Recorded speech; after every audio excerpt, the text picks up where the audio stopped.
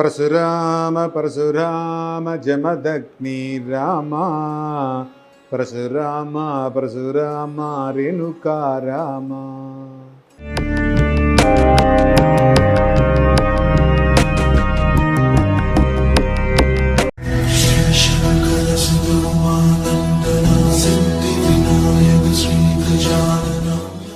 எல்லாம் வல்ல மூகாம்பிகையினுடைய அருளோடு இன்றைய சிந்தனைகள். பகை அப்படிங்கிறது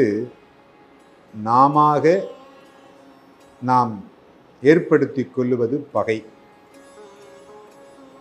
அன்பு என்பது நமக்காக நாம் ஏற்படுத்தி கொள்ளுகின்ற வரப்பிரசாதம். ஒரு வீரன் தன்னுடைய வீரத்தினால் எதையும் சாதித்து விடலாம் அப்படின்னு நினைச்சான்னு வச்சிங்களேன், கண்டிப்பாக முடியாது. ஏன்னா இழப்பு அதிகமாக இருக்கும். ஒரு வீரன், இன்னைக்கு நான் ஒருத்தன் சண்டை போட போகணும்னு நினைக்கிறேன், சண்டை போடுறேன், அவன் என்னை அடிக்கிறான், நான் அவனை அடிக்கிறேன், என்னுடைய பொருட்கள் சேதமாகிறது, அவனுடைய பொருட்களும் சேதமாகிறது. வெற்றி யார் என்பதை இந்த வீரம் தீர்மானிப்பதற்குள் இழப்பு அப்படிங்கிறது நிறைய இருக்கு. இந்த இழப்புகளை மீறி ஒருவன் வெற்றி அடைய முடியுமா? சுவாத்வீகமாக நல்ல முறையில் வெற்றி அடைய முடியுமா? வெற்றி அடையலாம். சுவாத்வீகமாக எதையும் இழக்காமல் நாம வெற்றி அடையலாம். ஏன்னா நம்மளுடைய மனநிலை அப்படிங்கிறது எப்படிப்பட்ட மனநிலை தெரியுமா? ஒருவர் அரசாங்கத்தில் பணிபுரிகிறார். இந்த அரசாங்கத்தில் பணிபுரியக்கூடியவர் நல்ல வசதி வாய்ப்புகளோடு இருக்கிறார். நிறைய லஞ்சம் வாங்குறார், நல்ல BMW கார் வச்சிருக்கிறாரு, அண்ணா நகரில் வீடு வச்சிருக்கிறாரு. அப்படின்னா அவருடைய சொந்தக்காரர்கள் என்ன சொல்லுவார்னு நினைக்கிறீங்க? நல்ல வசதியாக இருக்கார், சம்பாதிக்க தெரிஞ்சவர், அவர் நல்லா சம்பாதிக்கிறாரு, பொண்டாட்டி பிள்ளையை பார்த்துக்கிறாரு, நல்ல விதமாக சம்பாதிச்சு நல்லா இருக்கிறாரு, அவருக்கு நல்ல வருமானம்ப்பா அப்படின்னு சொல்லுவோம்.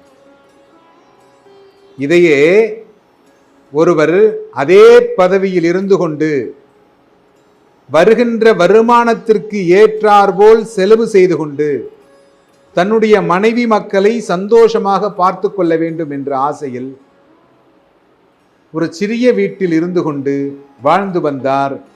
அவர் என்ன சொல்றோம்? பிழைக்க தெரியாத மனுஷங்க.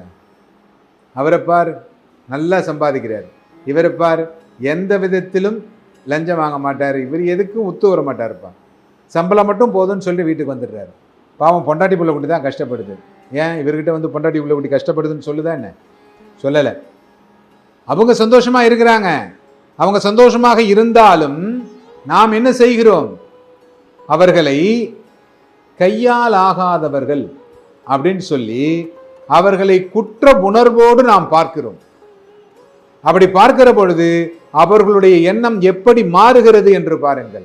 நாம் தவறு செய்து விட்டோம், நாமும் சம்பாதிக்க வேண்டும் என்கின்ற எண்ணத்தை அது உருவாக்குகிறது. ஏன்னா ஒரு புத்தகம் இருக்குன்னு வச்சுங்க, இந்த புத்தகம் ஒவ்வொரு தடவை நீங்கள் படிக்கின்ற பொழுதும் ஒரு அனுபவத்தை தரும். வெடிச்சுக்கிட்டே இருக்கும். ஒவ்வொருத்தர் படிக்கிற பொழுதும் அவரை மாத்திக்கிட்டே இருக்கும். ஆனால் புத்தகம் ஒன்றுதான், எழுத்தும் ஒன்றுதான். அதே புத்தகம் வேறு ஒருவர் படிக்கிற பொழுது வேற ஒரு அனுமானத்தை கொடுக்கும். அது மாதிரி நாம் மக்களை பார்க்கின்ற பொழுது நல்லவர்களை எப்படி பார்க்க வேண்டும் அப்படிங்கிறது நமக்கு தெரியல. யார் நல்லவர்கள், யார் தீயவர்கள் அப்படி என என்னுடைய உறவினர்களாக இருந்தால் அவர் தவறு செய்தாலும் அவர் நல்லவர் என்று என்னுடைய மனநிலை கூறுகிறது. என்னுடைய உறவினர்களாக இருந்தாலும் அவர்கள் அவருடைய வாழ்க்கையை வாழ்ந்து கொண்டிருந்தால் அது எனக்கு பிடிக்கவில்லை. ஏன்னா இந்த மனநிலையில் இந்த உலகம் சென்று கொண்டிருக்கிற பொழுது நாம் எப்படி வெற்றி அடைய முடியும்? ஏன்னா ஒவ்வொரு நாளும் ஏன்னா எது விதைக்கிறோமோ அதுவே கிடைக்கும். விதை எதுவாக இருக்கிறதோ அதுவே பலனாக கிடைக்கும். அதனால நம்மளுடைய எண்ணங்கள் மாற வேண்டும். உயர்வான எண்ணங்கள் வேண்டும் நமக்கு. அடுத்தவர்களுடைய பணத்தை எப்படி அபகரிக்கலாம் என்ற எண்ணம் வரவே கூடாது. அதேபோல் என்னால் ஒருவர் துன்பப்படுகிறார் என்றால் அதற்கு வருத்தம் தெரிவித்து அந்த துன்பத்திற்கு பிராயச்சித்தம் செய்ய வேண்டும். இனிமேல் இதுபோல் நடக்காமல் பார்த்து கொள்ள வேண்டும். அப்படி இருந்தால் மட்டுமே இந்த வாழ்க்கை என்பது அன்பு என்கின்ற வட்டத்துக்குள் வர ஆரம்பிக்கும். அன்பினால் மட்டுமே எல்லாவற்றையும் மாற்ற முடியும். அன்பே சிவம். வள்ளுவர் அன்பை பற்றி ஒரு விளக்கம் நிறைய கொடுத்திருக்கிறார். நான் எல்லா இடத்திலையும் இந்த வள்ளுவ பெருந்தகையை கொண்டு வர்றேன். ஏன்னா அவர் சொல்லாத விஷயம் இல்லை. அன்புடையார் அப்படின்னு சொல்றார் இல்லையா? அன்பு என்கின்ற ஒரே ஒரு சொல்லுக்கு எல்லாம் சரணாகதி அடைகிறது. அன்பினால் எல்லாவற்றையும் மாற்றிவிடலாம். அன்பே சிவம் அப்படின்னு சொல்றாங்க.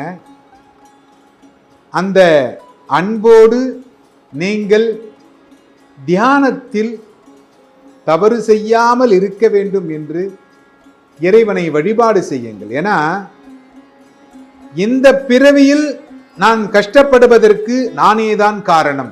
அதில் எந்த மாறுதலும் இல்லை. முற்பிறவியில் நான் செய்த பாவங்களை தான் நான் அனுபவித்துக் கொண்டிருக்கிறேன்.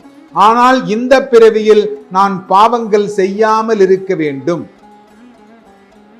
அப்படின்னா இந்த அன்புங்கிற ஒரு வார்த்தைக்குள் நீங்கள் செல்ல வேண்டும். அப்படி சென்றீர்களேயானால் இந்த அன்பு உங்களை மாற்றிவிடும். எல்லோரிடத்திலும் அன்பு செலுத்துங்கள். எல்லா ஜீவராசியிடத்திலும் அன்பு செலுத்துங்கள். அன்பே சிவமாக இருக்கும். எல்லோரும் என்புற்றிருக்க சுவாமிநாத சுவாமியை பிரார்த்தனை செய்கிறேன்.